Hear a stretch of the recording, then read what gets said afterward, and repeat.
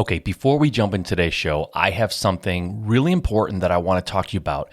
I'm working on a really kind of a top secret project, something that I'm really passionate about that I think is going to help a lot of people. And I wanted to see if I could get your help. Now, I'm not going to talk about exactly what this project is, but let's just say it's specifically designed for people who do not yet have a real estate business. They want to be in real estate. They love the idea of starting a wholesaling or a flipping or a buy and hold kind of a business. They've been listening to my podcasts or other podcasts, and they really want to get started, but there's something holding them back. There's something that's keeping them from doing it. It could be their own self-doubt. It could be friends and family telling them they're crazy. It could be as simple as they just don't have a plan. They don't know where to start. They don't even know what to do first. Like, how do I start this journey? I want to help with that. And by you reaching out to me and telling me that's who you are, that you're that person who wants a real estate investing company, whether it be a side hustle or you want to do this full time, you want it to be your main thing. Either way, if you haven't gotten started and something's holding you back, I don't care what it is. Could be, like I said, you, could be your family, could be your spouse, could be just lack of knowledge. Like you just don't know what to do first. You don't know how to start, or maybe you don't even know what it is you want to do in real estate. You don't know if you want to flip. You don't know if you want to be a wholesaler. You don't know if you want to buy rentals. If you fall into any of those categories and you want my help with it, I am offering that to you right now. All you have to do is go to mike@juststartrealestate.com and put in the subject line help, and I will reach out to you. I don't care if you've never done anything before, if you're completely green and you don't have a clue as to where to get started. That's the person that I'm looking for. And maybe you do know what you want to do. Maybe you know exactly what you want to do in real estate, but still something's holding you back. You have some fear or something. I want to help you get unstuck. So please take advantage of this opportunity. Reach out to me, email me at mike@juststartrealestate.com, subject line help, and I will get right back to you. We'll set up a time, we'll hop on a call, and we'll chat. I want to help you get unstuck so you can move forward and realize your dream of having a real estate investing company. So reach out to me, use that email address, subject line help. I can't wait to hear from you. All right, guys, let's dive into the show. There's only about 1 out of every 100 applications that I actually have a good tenant buyer. You're listening to the Just Start Real Estate Podcast. If you're serious about your real estate investing business and need real answers, you are in the right place. And now, your host, Mike Simmons. Hey guys, thank you for joining me on the show. I appreciate it. I have a good one for you today. I'm excited to bring you this interview because I think it's something that we need now, we'll need in 10 years. We needed it 10 years ago. It's something that never goes away in our industry, and that's raising money. And I have an expert on the show today in raising money. He is a real estate entrepreneur, best-selling author, speaker, and investor attraction expert based in British Columbia, Canada. He started his real estate career back in 2003. He did 18 deals in 18 months. He later switched his focus to client-first rent-to-own deals, which we talk about in this episode. Very cool and interesting strategy that he used when he was starting off. And he's currently investing in multifamily properties, which we don't talk as much about. We've had a lot of multifamily people on the show. We didn't dive into that really, but we got into the art of raising money, which is really what I wanted to focus on. He is a leading authority on helping real estate investors find money partners and raise capital using his proprietary 5-step money partner formula, which we do go through each step on this episode. So you want to stay around for all of that. He helps his clients grow their portfolio significantly in record time by attracting investors. Guys, this is timely stuff. It's relevant stuff. It's stuff that you need to use in your business right now, whether you're new or you have a fully scaled up, fully operational business that has employees and everything. This is stuff that can help you. So buckle up, sit down, grab something to write with, and get ready to take notes because he does share a lot of stuff, right down to actual talk tracks of different things and different ways that you're going to reach out to investors, like literally exactly what to say. So this is a good one, guys. Buckle in, get ready. I give you Dave Dubeau. All right, Dave, thank you for being on the show. Thank you for doing this. I appreciate your time, and I'm excited to speak with you.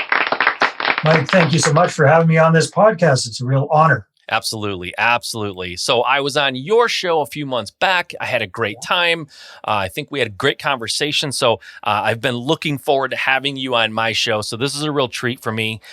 You've been in the industry a while. You've helped so many people. You have such great things that you are just truly a master of. And I can't wait to dive into this, but I want to give people a sense of who you are a little bit. If you don't mind, can we dial this back to maybe even before real estate, if there was anything, but just kind of give us a sense of how you got into this world to begin with. What got you interested in real estate?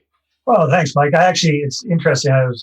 I grew up in a real estate kind of family without really knowing it. So the home that I grew up in was actually a unit in a sixplex that my father and my grandfather built.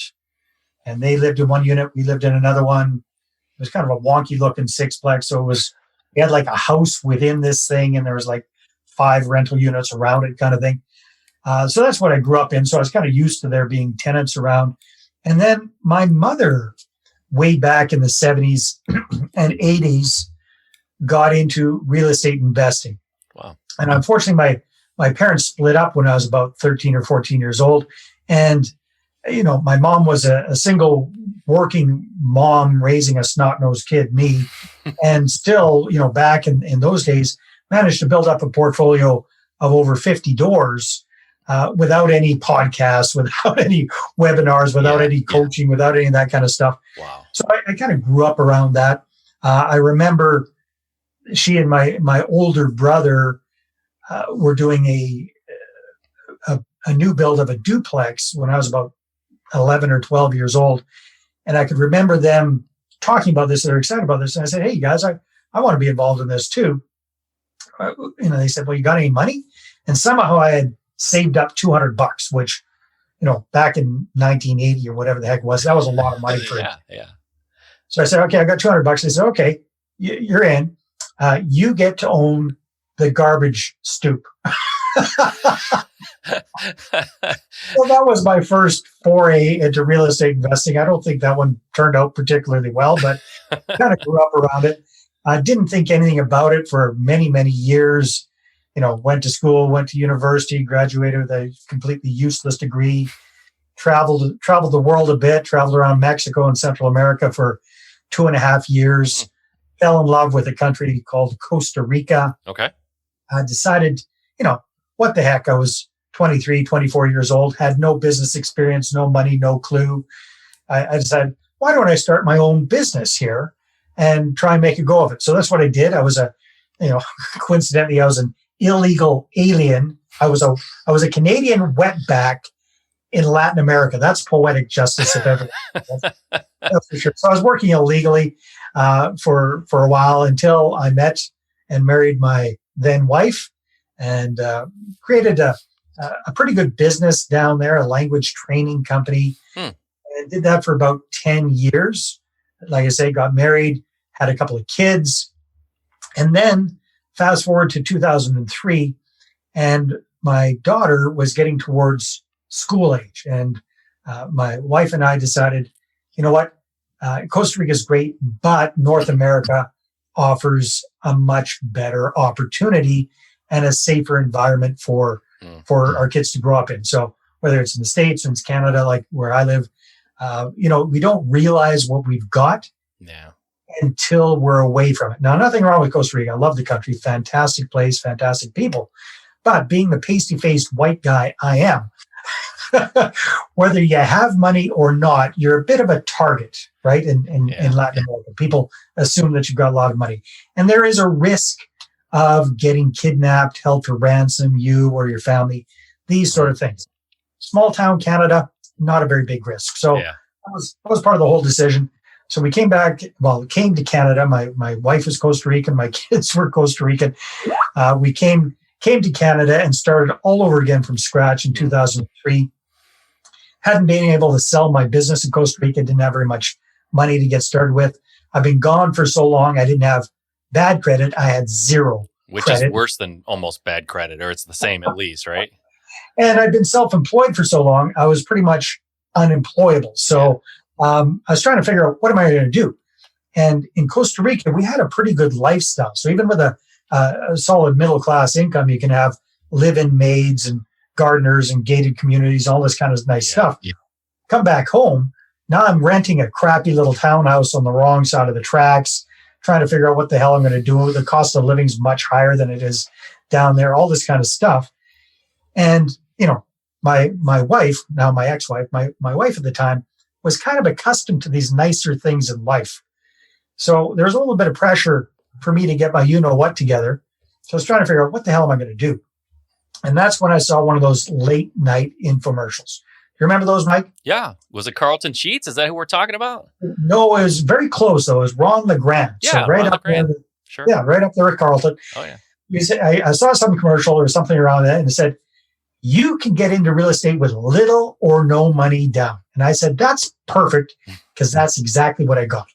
Right? Yep. So I set away for this. And I think at the time they still had VHS cassettes and, big binders of stuff. Yeah, I remember. Oh, yeah. Box of stuff. And I tore through that, took massive action.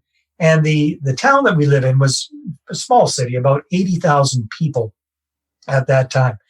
And I applied what I learned, had to kind of Canadianize it because it's a little bit different up here than some place in the States. Yeah. But I made it work. And my initial claim to fame, Mike, was doing 18 deals in 18 months, a la Carlton Sheets, a la Ron LeGrand stuff, little or no money down type stuff. So that was my first foray into active real estate investing. Fast forward a couple of years, did that for about 2 years. Caught the eye of an up-and-coming real estate guru up here, kind of the Canadian version of Rich Dad, and came on board. He saw what I was doing with marketing and stuff like that. I had a kind of a strong background in that. And I went on board as the director of marketing for his companies, helped him grow from 2 employees to 128 and 7 branch offices and $200 million a year in revenues and all this good stuff. Really got into teaching and training people, met a lot of really smart real estate entrepreneurs, had the pleasure of sharing the stage with Kiyosaki and folks of that ilk, and really developed a passion around teaching and training around marketing and real estate investing, which I've been doing ever since. Nice. So the Carlton Probably Sheets. more than you wanted to know. No. The Ron LeGrand, like Carlton Sheets. I know it was Ron LeGrand that you listened to, but so what I want to, something I always like to talk to people about, like they hear about these infomercials, and like I've talked to enough people who got that information and use that as a springboard to get started and kind of understand and get in the game. People think sometimes that you need like the most up-to-date, current, like that was last year, what's happening, what's working this year. That stuff works, man. It just works. It was just solid, basic information. I don't think it would blow anyone's socks who does real estate, but still, it's like, don't wait until you have like everything you need. That was plenty enough for you to get started. I know enough people who use that type of information, Carlton Sheets, Ron LeGrand, all these people, even Rich Dad Poor Dad, like just some of these basic concepts to actually get the ball in motion. That's what you need. And people are just waiting for that silver bullet sometimes. And you just need the starting playbook, right? So that's interesting. Just get started. Just kind of like the name of your podcast. Yeah, exactly. Just start, man. And the good thing to know too is because we have Canadian listeners. I know we do, and I have a lot of Canadian friends who are in real estate. Don't make the excuse, that's what they're doing in the States. I can't do that here. The rules are different. Yeah, they may be a little bit different, but like you said, you took information that was probably targeted at the United States and just adjusted it a little bit for what you can do where you are. So that's the other message, man. Like don't worry about it if someone's talking to someone who's maybe not you or where you live. It's all adaptable, and that's really important, and it's perseverance. Yeah. Like you are going to succeed because you wanted to succeed, and you were going to take whatever information was available and turn that into what you needed to go forward. And that's a huge lesson for people. Cause I talk to so many people who are like, wow, I'm going to go to this seminar in 6 months and that's going to be, no, like you can get started now. You don't need all the information. So thanks for that. And that was not longer than I wanted. That was perfect. Is exactly what I was hoping to hear. So Good stuff. you got started, you helped build this Canadian rich dad, poor dad kind of a guy and build his business. What was next for you? And why was there something next? Why not just stay with that guy forever? Why didn't you just continue on with him and make that your mission? Well, it was a good 6 or 7 year run. Business partnerships come and go, like many things in life. Sure. During that time, again, like I developed this passion around teaching and training as well. I got in, tried a few different things with real estate as well. So I took some time off, jumped back in about 2010. Yeah. So I took 3 or 4 years off, jumped back in 2010, focused on what I call client first or tenant first rent to own deals. Okay. Find a really good qualified tenant buyer, go out, buy them a house, rent own it to them for the next 2 to 3 years while we help them get qualified for financing, sell it to them at the future price, make some profits from non-refundable option fees, spreads in cash flow, appreciation, mortgage pay down, that kind of stuff. So I did that for a number of years. And then in about 2013, switched from that strategy to more of a passive real estate investing strategy. Because, Mike, I kind of realized a while ago, it's embarrassing to say, but it's true. I kind of suck as the managing partner guy. Like I love deals. I love real estate.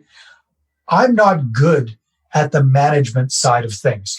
So these days, I far prefer to partner up with people who are good at that and bring money to the table and be a passive partner. Let them do what they're good at.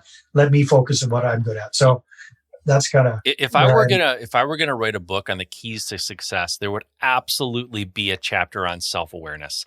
Like it's embarrassing if you get to the end of your life and look back and realize I wasn't a good manager and I never realized it. That's embarrassing.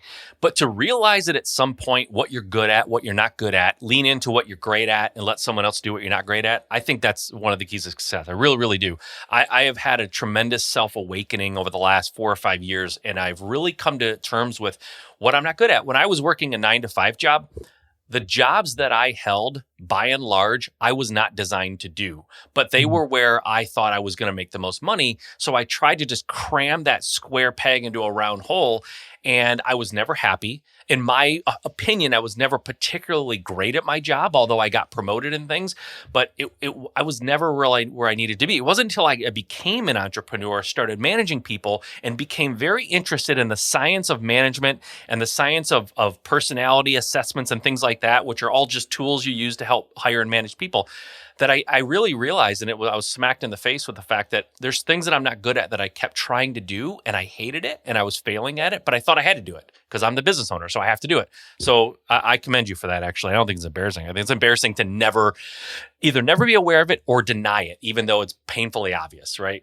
No, it's freed up a lot of mental headspace, that's for sure. Oh my gosh, I can imagine. And for me, it's details. I'm not a detail guy. Like if you have contracts and you need someone to really comb through them and make sure they're accurate and there's nothing wrong, and then you're going to send it off to the client or whatever, I am not the guy to be the last set of eyes. I would be horrible at that. I know that. So I need people to help me with that kind of stuff. So I want to talk about the rent to own thing. I know that's not where you're focusing now, but for people who are interested and they heard that and they're like, whoa, that sounds interesting. What was that? So and I did my investigation on you and kind of did the research that I always do when I'm going to interview somebody. And I misunderstood what that part of your business was at that time. So I'd like to dig in. So it sounds like you were finding properties. You were renting them to someone who maybe didn't have great credit at the time. And you were renting to own with the idea that they were going to buy it once their credit got fixed. And then when they bought it, I'm assuming it wasn't a land contract kind of a situation. They were getting financed through like a bank or a mortgage company or something. Okay. So actually a little bit different than that, Mike. That's kind of the traditional way of doing rent-own. I first learned about rent-own from Ron LeGrand, and I did a few what are called sandwich lease type deals back in the day when I did those 18 deals in 18 months. This is kind of different. So there's a variety of different ways of doing rent own. One of them is, let's say you're a landlord, you're a real estate investor, and you've got a property that is just kind of problematic. You're having a hard time selling it, or you're having a hard time getting good renters for it, or whatever. and you're looking for a way to sell it where you can get full value and you're patient. So one option is you can take an existing property that you have and you can sell it as a rent to own or a lease option kind of a deal. So basically you find a tenant buyer or a homeowner in training, as we like to call them, and you set up a couple of contracts. One is an option to purchase, and another one is a lease. So it's a lease option, right? You've got they're a renter, they're a leaser, but they also have an option to purchase. And usually with these kind of deals, it's the option to purchase is contingent upon them following all the rules in the lease, right? So they're going to be responsible for all the maintenance of the property. They're going to pay you on time. There's probably they're paying a premium. They're paying an over market rental rate, and perhaps part of that is getting applied towards their down payment when they purchase it.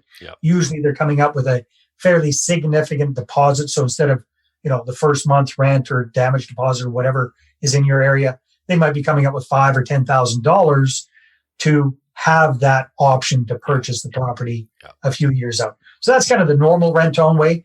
The other way, the way that I was focusing on for a few years, is instead of starting with the house and then trying to find somebody for that house, we start by finding the person. And then we buy them a house. Gotcha. So we actually find somebody who really fits our criteria. They can't quite qualify for a mortgage right now, but they're on track to be able to. They have the right income. They have the right profession. They've got fixable credit. They're on track to actually doing that. So we know that within the next 2 or 3, maybe 4 years, with our help, they can qualify to purchase this property. So together, in my case, together with investors, we would come up with a down payment, 20% down, property transfer taxes, all that kind of stuff. Buy a property.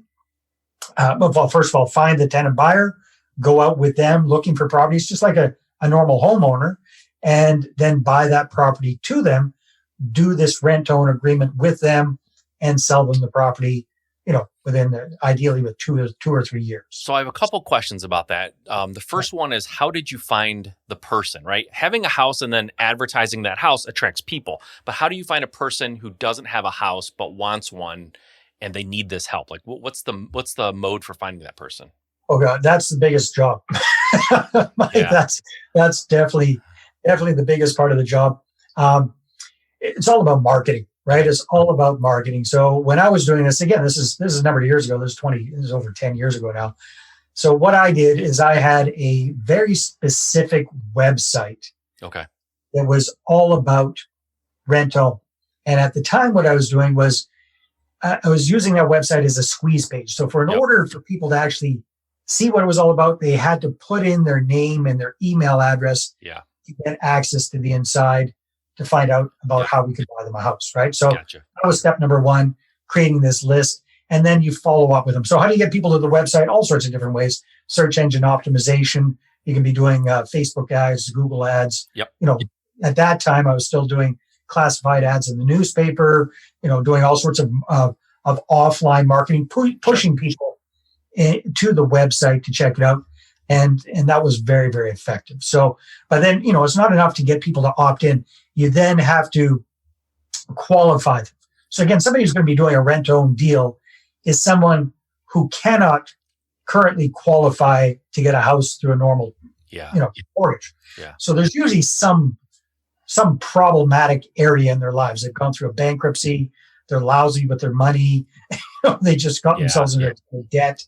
They've been irresponsible, whatever it is, or life circumstances have happened. But so there's a lot, literally, and this held true for me. For every 100 applications, so this is not somebody opting into my website, it's somebody opting into the website and then filling out an application form. There's only about 1 out of every 100 applications did I actually have a good tenant buyer. Because again, you got to remember, this form of rent-own real estate investing is risky, right? We're buying somebody a single family house. We're buying somebody a home. That particular property might not make sense as a rental on its own, right? So that's the big risk. that's part of the reason I got out of the business. It's a great business as long as the market's going up. Yeah.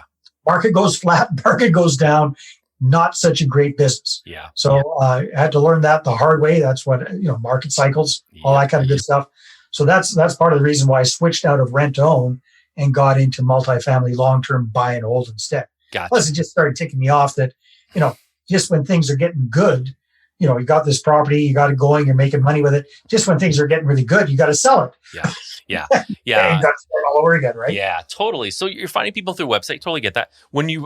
So you find a person, they apply, they're a good fit for your model at the time, and you find them a house. How do you buy that house? I shouldn't say how do you buy it. There's a million ways to buy it. How did you buy it? What was your method? That's a good question. That leads into the whole focus I've got right now, which is this whole raising capital thing. Yep. So most of us, Mike, I'm good, right? I know how to drive this bus right to where we want to go. You guys have been doing this for a while, man.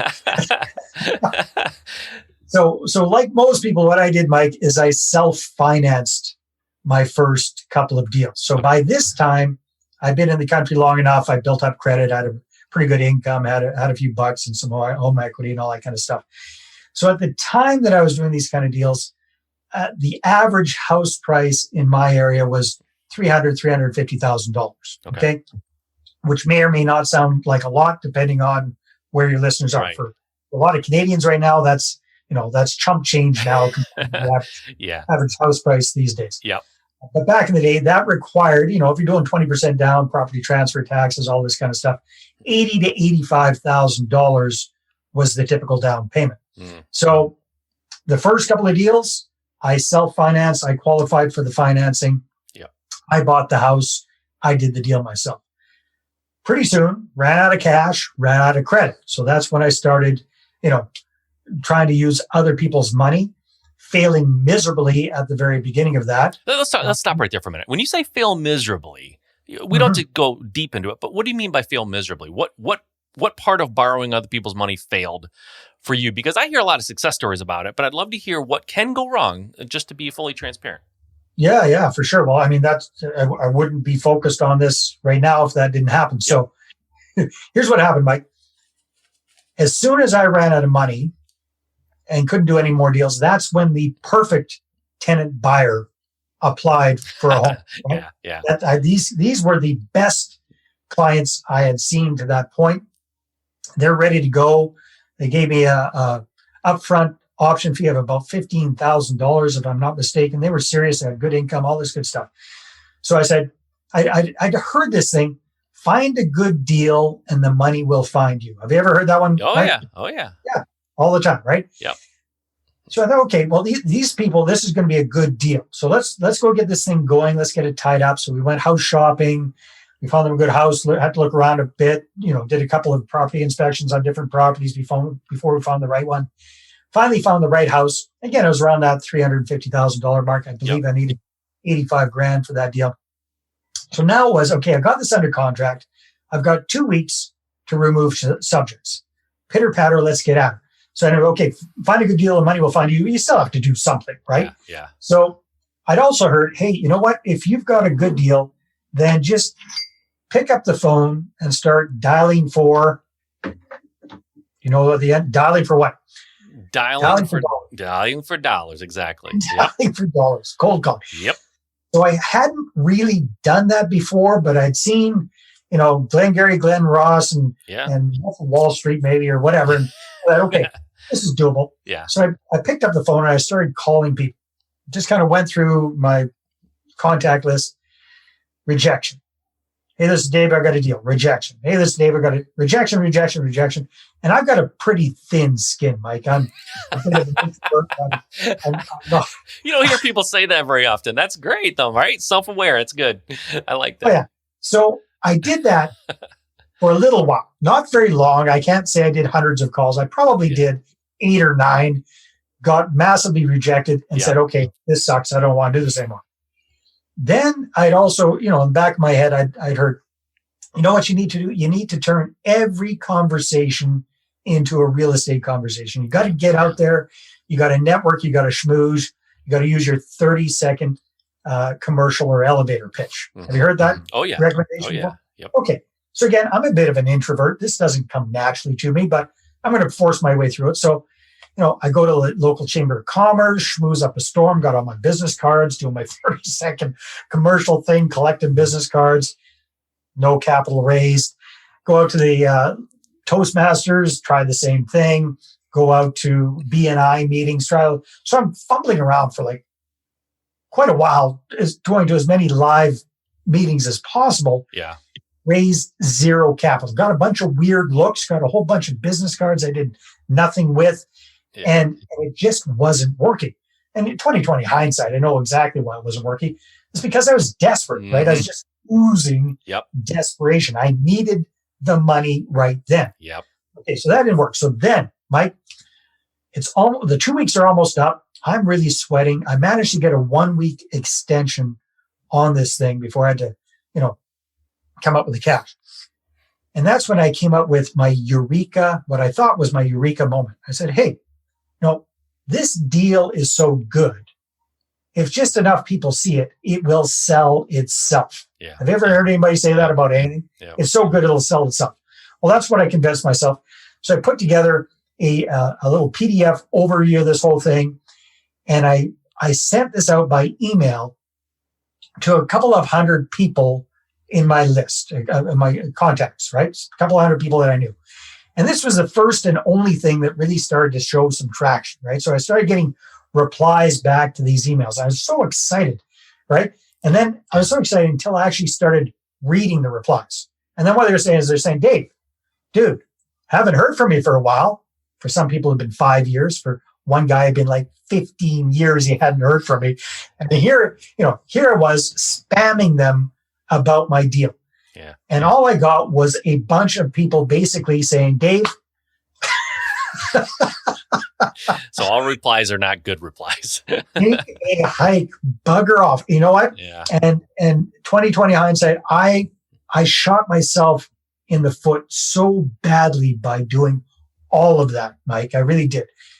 I turned off so many people, and just, it was painful. And then, of course, the end of the story is I couldn't raise the capital. I had to collapse the deal, had to return my tenant buyers their money back. I was out several $1,000s for property inspections. And not only that, it was in a small town. So I had some major egg on my face. Yeah. The property seller wasn't happy. The realtor wasn't happy. The mortgage broker definitely wasn't happy. My tenant buyer was furious, obviously. And, it was a massive, massive failure. Yeah. I needed that. I needed that failure, because that's when I said, you know what? I never, ever want to be in that position again. Yeah. And then I gave my head a shake and I said, why am I chasing after this? Why am I chasing after people for capital? Dave, why don't you apply what you already understand about marketing, which is quite a bit, and use that when it comes to attracting investors and raising capital instead of desperately, creepily chasing after them? So by hook or by crook, that's kind of how I came up with what I call my 5-step process, my 5-step money partner formula. I want to get into that, but I want to say real quick, everything that you tried to raise money, I suspect, in my experience, talking to folks in my own experience, that's how it goes a lot of times. I always say, and I don't know if this is part of what you teach, but I always tell people the best time to raise money is when you don't need it, because that desperation, you're right. It's like, the analogy I like to use is if you're ever have been to the bar, you're old enough to go to the bar, whatever, you go to the bar, if you're desperate to find someone to dance with or to go out with, like that, just people can feel that desperation. It's the cool person who's like, couldn't care less either way. Like that's a more attractive thing. So when you're going to find money, like the last way you want to go about it is when you absolutely have to have it, and you have to have it fast, because it's just, it stinks, And if you have this network of people, again, if you need money fast, a lot of times it'll end up costing you a little more. If you don't need it right then, you can probably find cheaper, better money. So I would love to get into the 5 steps. I want to hear about this, because raising money is something when I started in real estate in 2008, it was desperately, desperately needed money for deals. And now you fast forward to 2020, it's desperately, desperately needed. People need to understand how to find money for their deals. And every year in between 2008 and now it was just as important. It has never gone away. It's one of the things that doesn't change necessarily with the market, because no matter what the market does, real estate investors are going to find a way to invest and be in the game and do things. The fact that the need for money is always there in every market, in my opinion. So I'd love to dive into some of these strategies that you teach. Well, for sure. And the first thing we definitely both agree on, because you just said it, is my main philosophy when it comes to raising capital. Because, a lot of people think, well, I got to have a deal on the go before I can start raising capital. But when it comes to the chicken and the egg, which comes first, the money or the deal? What I say is the money always comes first. Now, what do I mean by that? I don't mean that you've got, $100, $200, $500,000 of investors' capital sitting in the bank ready to go. What I mean is, let's get our investors lined up, ready to go in the wings. Yeah. And then we go making the deals. Because here's the thing.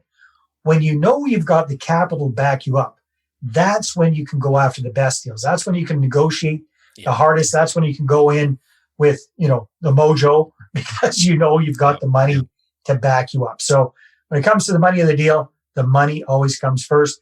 And my whole philosophy, my whole goal is, let's get you a group of 2, 3, 4, 5 investor partners ready to go in the wings. People who've put up their hand and said, hey, Mike, you know what? When you've got a deal, count me in. I want to invest. And you know exactly how much they want to invest. And hopefully you've actually even got them pre-qualified if they're going to be helping with the financing as well. So that's the whole goal of the process. Does that make sense? It makes total sense. And I love the idea of having these folks, not the money in the bank, right? You put money in your bank account, theoretically, you're paying someone, the meter's running. But to have a bunch of people who you've identified, they've raised their hands, and you have this agreement that, hey, when something comes down the pipe, give me a call because I want to work with you. That's that, I call it a farm team or a bench, whatever you want. Like you have these folks that are ready to step up and go in the game when you need them. So I love it. I love that philosophy. Yeah. Now, what I need to do right now, Mike, before I jump into this process is do a little timeout and cover my ass. Right? So you guys, what I'm going to be sharing with you right now has worked for me. It's worked for, at this point, hundreds of clients of ours as well. However, caveat here is, I'm not a lawyer. I'm not a security specialist. I'm a real estate guy, and I'm a marketer. And I'm going to be sharing with you my understanding of how things work. Now, you also probably heard from my accent, I live in Canada, out and about, right? So I'm up here in Canada. Things are a little bit different in Canada than they are in the States, as we mentioned earlier. However, the whole idea works just as well anywhere. What I'm going to be going over here works just as well in Texas as it does in Moose Jaw, Saskatchewan, right? It doesn't matter. We've got clients in Australia, we've got clients in the UK, we've got clients all over the world. But what you need to do is, before you go out and bring investors on board, you may need to make sure that you are compliant with whatever your local state securities regulations are, and that you're compliant with the Securities and Exchange Commission in the States as well. So in Canada, we have the same things. Each province has its own Securities Commission, and they're just as hard asses as they are in the States. So I understand that. Yeah. But I need to put that out there, right? Yep, totally. This is not legal advice or securities advice, or accounting advice. This is a show for entertainment, but it can actually help you too. Right. All right. So big picture, Mike, is when it comes to raising capital, especially for people who are just getting started, let's go after the low-hanging fruit. Let's go after the low-hanging fruit first, because I firmly believe that everybody that's watching or listening to this already has access to $1 million of capital in their phone, in their email addresses, in their current contacts. Right now, it's just a matter of figuring out who's got the money and how to get it. So let's go after the low-hanging fruit. So step number 1 of this 5-step process is, let's create a target group of prospective investors. Right. And let's focus on people that we already have a pre-existing relationship with. Because, Mike, as you're aware, in order for somebody to invest $50,000, $75,000, $100,000 or more with you, they're going to need to know you, they're going to need to like you, and they're going to need to trust you with their money. Would you agree? Yep, 100%. Right. Especially for us as mom and pop real estate investors. Yep. So if we reach out, we focus on our current contacts, people we have that pre-existing relationship with, friends, family, co-workers, business associates, etc. We've got 2 out of the 3 taken care of already. They already know us. Hopefully they already like us. Now we just have to work on that trust factor. Yep. How do we get them to trust us with their money? But 2 out of 3 ain't bad. I think Meatloaf said that one time. That's right, he did. So step number 1 is let's come up with a list of prospective investors, and let's not do what Dumb Dave did back in the day and spam them about our deals. So step number 1, let's come up with a list of 150 to 200 people. And that sounds intimidating, but it really isn't. Because what I like to do is I like to kind of work backwards.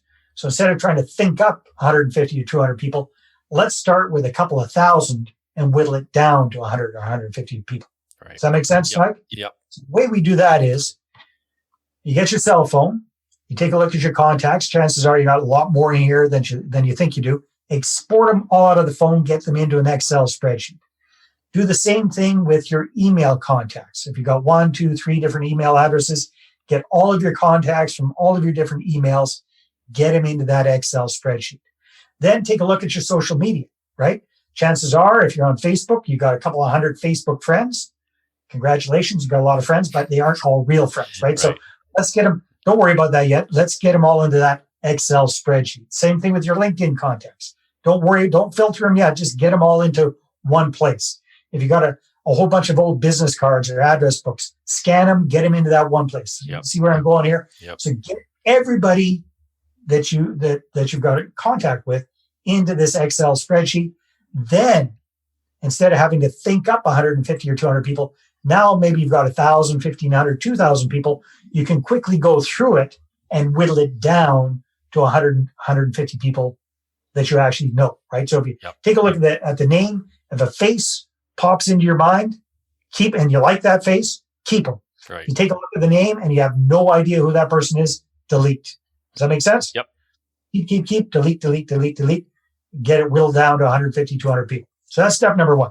Nice. Then the next thing you want to do is you want to reconnect with these people before you start talking business. You want to have a genuine personal connection with them before you start talking about deals. Yep. What we do and what I teach and what I show my clients and what we do for our clients is we do a very simple 3-step email campaign to do that, right? So email number 1, just kind of a nice friendly message. Hey, it's Dave. Chances are it's been a while since we reconnected. I just want to let you know what I'm up to. Blah, blah, blah, blah, blah, blah, blah. Talk a little bit about what you and the family have been doing, what how COVID's affecting you, what you're doing for fun, how old the kids are, the grandkids are, spouse's name, good stuff that's gone on in your life, not so good stuff. I like to kind of think of about a 5-year time frame, right? Well, now don't make this an encyclopedia. If you're going to print this out, this would probably be about maybe a page long. Okay. But just kind of like what my Aunt Nadine used to send us, a Christmas letter, right? Every year, send out a Christmas letter with a Christmas card, catching us up on what the family's been up to. Totally. Modern day version of this via email. Now, here's the trick. At the end of it, you say, well, that's what I've been up to. But how about you? Please hit reply. Let me know how you're doing. I'd really love to connect. Yeah. Send that out to 200 people on your list. And then your job is, and you can do this through an email autoresponder. Don't try and do this onesie twosies. Get something like GetResponse or MailChimp or something like that. Yeah. So you can just set it up and send it out to everybody. Yeah. Okay. And then your job is have a genuine reconnection when people reply back to you, right? Yep. If somebody replies, go back and forth a little bit because there's money in those replies. Yep. So that's the first message. The second one goes out 3 or 4 days after that. It's basically the same idea, but a video version. So you just shoot a short little video, 2, 3, 4 minutes long, basically talking about the same thing. But here's the thing. It's a different modality. Yep. And sending out a video is the next best thing to being there personally with a person, right? Yep. So same idea. It's Dave. I thought I'd try something different. Let you know what I've been up to. Blah, blah, blah, blah, blah, blah, blah. Well, that's what I've been up to. How about you? If you haven't gotten back to me yet, please hit reply to this email. I'd love to catch up. Yep. Okay. Send that out. So when you do that, if you're sending this out to a couple hundred people, you're probably going to get, don't worry, you're not going to get overwhelmed, but you'll probably get between 30 and 50 replies. Okay. to these messages. And there is money in those replies. And by the way, step number 1 and 2, people don't realize it because we made the disclaimer, you're not a lawyer, securities lawyer. You're actually steering them out of trouble with the way you're handling this too, right? Personal network, having a personal connection, having this relationship prior to talking about money. It's all good stuff, but it also incidentally is kind of keeping you out of some hot water potentially, right? As opposed to like just sending out something saying, I'll give you a 10% return, come invest with me. Like that would be stupid on a lot of levels, but it's also dangerous from a legal standpoint. So we're not lawyers, like we said, but it's good. I like that built in. We're doing this the right way on all fronts. So that's good. Definitely. So that's that. Actually, those two things, that's all part of step number 1. So it's create the list and reconnect with them. Yeah. That's the first step. And and the third message on there, this is what I call the transition message out of this three email sequence we send out. Again, I prefer to do this by video. It's just a very short little video message. It says something like this. Hey, it's Dave again. It's been really good reconnecting with you over the last week or so. I just want to let you know that moving ahead, I plan on doing a much better job of staying in touch with you. And I'm going to let you know what I'm up to with real estate investing. Real estate is something that I'm very passionate about, something I've been doing really well with.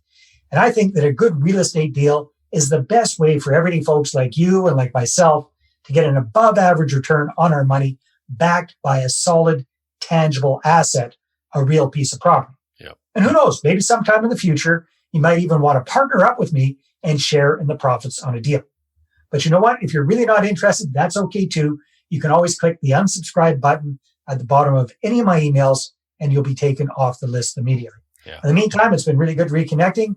And if you haven't had a chance, please hit me back. Let me know how you're doing. I'd love to catch up. Take care. Talk to you. That's perfect. There you go. There's your talk track. When you're saying, I don't know what to say, he just told you. That's what you say. That's awesome. That's exactly what to say. Yeah. Perfect. I love that. That does a lot. That short little 1-minute message does a lot, Mike. First of all, it lets people know that we're going to keep the conversation going. This isn't just like a one and done type thing. Yeah. Because marketing is all about having constant, consistent communication. So we're planting the seed of that. We're planting the seed of real estate investing. We're going to let them know what we're going to be talking about. Yes. We let them know why we're going to be talking about it, right? It's something I'm passionate about. It's something I'm doing well with. If that's true, like if you're just getting started, don't bullshit anybody. Sure. But if you've been doing it for a while and you're doing well with it, mention it. Don't be all, bravado and bragging up a storm, but, just mention it. And I think it is really important to say that I firmly believe that a good real estate deal is the best way for everyday folks like you and like myself to make an above average return on our money backed by a solid, tangible asset, real property. Because I don't know about you, Mike. Well, I actually do know because you're a real estate investor. You got a podcast for the last 8 years. We believe this, right? This good real estate deal. 100%. I don't know anything that beats it. I don't know anything else where you can, you got up to 8 different ways to profit from a deal. I don't know anything else where you got that much control over your asset. It really is the best choice. And to your point, it's a solid asset. It's tangible, right? It's not a stock that can literally disappear in thin air, essentially. It's a house or it's a piece of property. So you're 100% right. 100% right. Yeah. So that's step number 1. Let's create that list. Let's reconnect with them. Let's get the conversation started. And then step number 2, it's very important that you're ready to go with a good presentation for when somebody puts up their hand and says, hey, Mike, I'm interested. Tell me more. Right? Yeah. So again, most of the people that I'm working with, they aren't super experienced with raising capital. They aren't super experienced with doing presentations. They aren't natural salespeople, none of that stuff. They're mom and pop real estate entrepreneurs. They're, a lot of them are working at a full-time job, doing real estate part-time. They aren't natural salespeople. Yeah. Does that make sense? Yeah. I don't know. So having a really good, well-structured, well-laid out, attractive slideshow presentation does a lot. First of all, it keeps you on track. Yep. And that's important because we got to remember that, Mike, you and I and everybody who's listening to this, we are weird. We are real estate weirdos. And I say that with love and affection, but it's true. Yeah. You know what I'm talking about, right? Yeah. When you talk to an average person or a civilian, not a real estate person, Yeah. start blathering on about ROIs and all the stuff that we do with real estate, and you see their eyes glaze over and kind of roll in the back of your head. Yeah. The average person doesn't give a crap about real estate investing. And we got to remember that, right? So our group of 200 people or 150, most of them have never, ever invested in a real estate deal in their lives. Their own house doesn't count. Right. The statistic I heard is 95% of the population has never purchased a revenue property. Yeah. Their own house doesn't count. So we got to always keep that in mind. Yep. So we have to have this presentation, walks them through, shows them in a very simple fashion how it works, 30,000 foot perspective. A lot of real estate investors are analytical. Most people aren't. Yep. So don't go too deep in the numbers and the spreadsheets and the analysis and all this kind of stuff. Keep it pretty high level. So a good presentation will do a lot to keep you on track and be much more interesting for the other person as well, and really set you up for success, because you can do everything else right, but when the rubber hits the road, Mike, it's all about having that good presentation. Yeah. So the reason I have that as step number 2 is, even though that warm-up campaign, those 3 emails are not designed to start getting you appointments and setting up meetings, quite often that's exactly what happens. So you got to be ready for that. Yeah. If somebody says, "Hey, Mike, sounds kind of cool what you're doing with real estate. Can you tell me more about it?" You don't want to try and blather on and explain it over the phone, right? You're going to kill yourself. It's going to kill the deal right there. You need to be ready to go with a good investor, what I call it, your $1 million investor presentation. Yeah. And the reason I call it $1 million investor presentation is typically over time, people are able to raise at least $1 million through the presentation. Quite often they can do it even faster than, over a 6-month time frame sort of thing. So that's kind of running low on time here. So I'll fly through it here. That's okay. That's step number 2. Step number 3 is all about the marketing, constant, consistent communication. So ideally, you want to be touching your list, your prospective investors once a week, right? Yeah. And ideally with different things, right? But at least at the rock bottom minimum, get started with one thing, do it consistently, do it once a month. And you want to do what I call edutaining marketing. So keep in mind that the person getting this stuff really doesn't give a crap about real estate investing, but they do like the idea of getting a good return on their money. So they want to know that we know what the hell we're talking about with real estate investing. So pretty high level, edutaining, a little bit of education, hopefully in a somewhat entertaining format. Yeah. And then just that consistency, constant, consistent communication. Edutaining. I like that, by the way. Edutaining. I've never heard that term, so I think you coined that, but I love that. Edutaining. That's good. I think somebody else came up with that, but yeah, All right. I won't credit you. I was going to credit you, but I've never heard that. I like that. It's funny. Well, you heard it from me first. I heard it from you first. That's right. And then have a investor specific website, right? A lot of people make the big mistake of they've got their own website for whatever it is, multifamily or rent own or whatever it is, and then they add a little tab that says investors. Big mistake, right? I agree. Websites are so inexpensive and so easy these days. Get a website that is specific for your online marketing hub, specific for communicating with your list of prospective investors. I like it. Okay, so that's the marketing part. Step number 4 is all about demonstrating your authority and your credibility, right?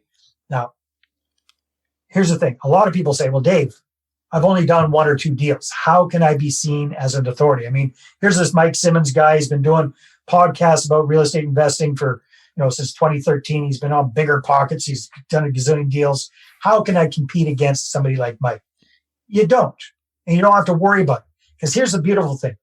You only need to be seen as the expert, as an authority in the eyes of those 150 to 200 people. Yep. That's it.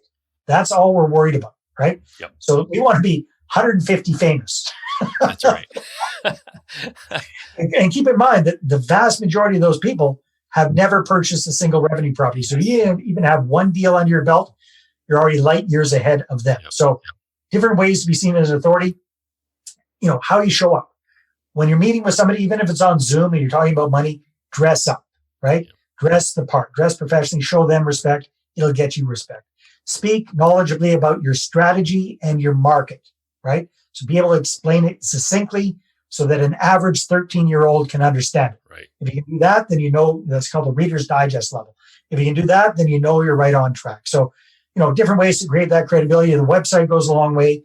Get interviewed on podcasts, interview people, write books. These are all kind of more advanced techniques, but you can get started right away just by, again, providing this ongoing edutaining marketing. Yep. Goes a long way to that as well.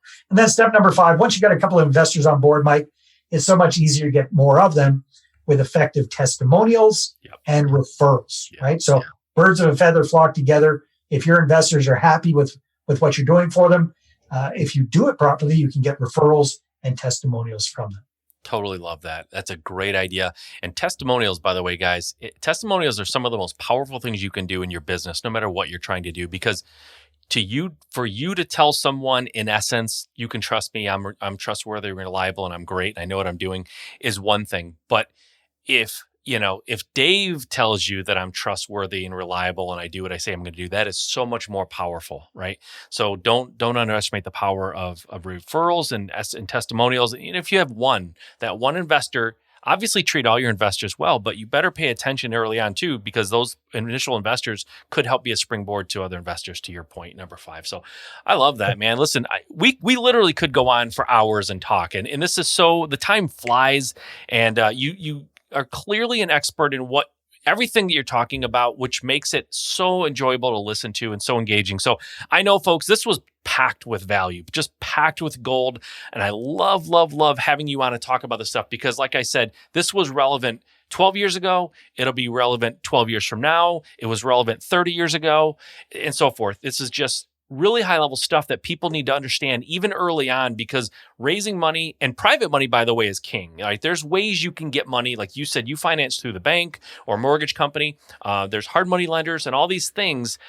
Nothing is better than private money. Nothing is better than private money. You're going to get probably the best terms and the best rates and all that kind of stuff. And by the way, I always tell people, and chime in if you agree or not, but when you start attracting private money, which is what we're talking about, you never really stop, because if I'm borrowing money from you, Dave, at 8%, and that sounds pretty good, and I have all the money I need, and I don't really need more money for what I'm trying to do, you should be looking for cheaper money, right? You got it at 8%, try to find it at 6%. And there are people out there that 6% would be, they'd be fine. They'd be great to them, right? Because they're getting no percent or 1% or something in the stock market. So if you can offer them 6, so never feel bad. And I think a lot of times people make a mistake of just spouting what they can give them, when they're talking in this. Once they get to the point that they are having the conversation, they know they can pay 12% and it still makes sense for them. And so they'll go, I'll give you 12%, right?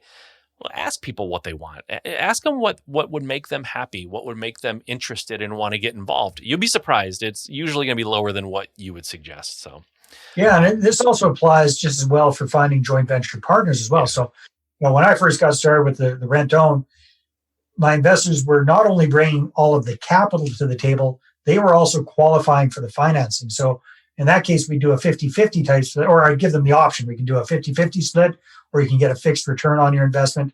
Either or, instead of it being a yes or no kind of scenario, it's like, which one do I pick? So there's just so many different ways you can do it. I love it, man. Like I said, we could talk forever, but listen, I value you. I value your time. I really appreciate you agreeing to come on and do this and talk to my audience and share your knowledge and wisdom. Guys, please do yourself a favor. Go to investorattractionbook.com, investorattractionbook.com, and go pick up his book on all of these tactics. Obviously, that he goes into much more detail than what we were able to in this format. And you need this. I don't care what you're doing in real estate. You need to raise money and you need to get better at it, because most of us are bad at it. And we usually try to do the things that you did first that crashed and burned. We spam people. We're desperate because we have something that we need money for right now. That's not the way to go about it. Follow Dave's advice. He is the expert on this. Dave, thanks again for doing this. I really, really appreciate it. Is there anything else that you want to leave people with? Any parting words, how they can get a hold of you if they want, or anything of that nature that you want to let people know before we go? No, thanks, Mike. Again, I really appreciate it. No, you guys, if you're interested, go to investorattractionbook.com. I'll give you my book, a PDF of it, in exchange for your name and your email address, and that's how we'll be connected. You'll be in my world. You'll be definitely hearing from me more often. I've got different things. I do regular full-day workshops on this whole topic. Like you said, this hour went by lickety split. We do a full day in-depth workshop all about this. But it all starts with take a look at the book. And if you like that, we can go from there. Fair exchange. My email address for a free book. I think that's fair. So guys, go check it out. Go grab that. Dave, thanks for your time. Thanks for all of your knowledge. Thanks for being very transparent with everybody. I love it, man. Your successes and failures. I love it when people can be totally honest, and you absolutely were. So thanks for doing this. It was a pleasure talking to you, and I'll talk to you next time. My pleasure. Thanks, Mike. All right. Thank you. All right, guys, I hope you got a lot out of that. I enjoy talking to Dave. He knows his stuff. He knows what he's talking about. Raising money is something that is here to stay. You need it now. You'll need it tomorrow. You'll need it in 10 years. You would have needed it if you were in real estate back 10, 20, 30 years ago. It just doesn't change. I said as much on the show. So go check out his book. Go get that free download and engage with him. He's somebody who's going to be helpful to you in your business, and I really enjoy talking to him. Just a super smart guy who's been around, knows what he's talking about, no BS. And the fact of the matter is he's willing to share with you on here, like he did, what he did wrong, right? Some people just always talk about what they did right and what you should do, but he's telling you things they did wrong, right? And the stuff he did wrong, most of us do when we first start trying to raise money. So I love getting information from people who are that transparent. So go check him out. But guys, it all starts with taking that first step, right? He had that first step for you. Go get all your contacts out of your phone and out of your email and all this.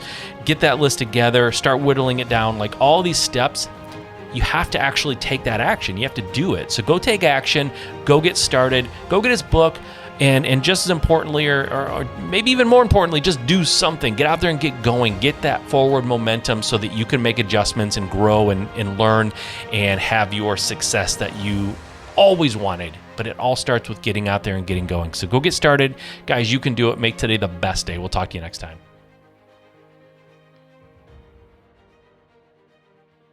Okay, you're still there. You're still listening. That's awesome. And I really appreciate that. Now, hopefully it wasn't an accident. Hopefully you didn't leave the room and I'm just talking to an empty room right now. But assuming you're still there, I want to do something really, really cool for you. For a limited time, I want to give you a free digital download of my book, the entire book, Level Jumping. If you're a listener to the show, you know it just came out, and it really details how I took my business from being like one where I was just doing a few deals a month, maybe 1 or 2 deals a month, to doing over 10 and sometimes 15 deals a month and over 100 a year. And I went from doing very little profit to over $1 million in profit. And I made that transformation in a 12-month period. And this book talks about what I did, the steps I took to transform my business, and how you can too. So grab a free digital download, and you can get that by texting the words "just start" as 2 words now, "just start" to the number 55444. So text "just start" to 55444. I will send you a free digital download of my book. It's the complete book. There's nothing held back, and that'll be completely yours just for making it to the end of the show and listening to me. And I really, really appreciate it, guys. So I want to do something nice for you. I do this every once in a while at the end of shows.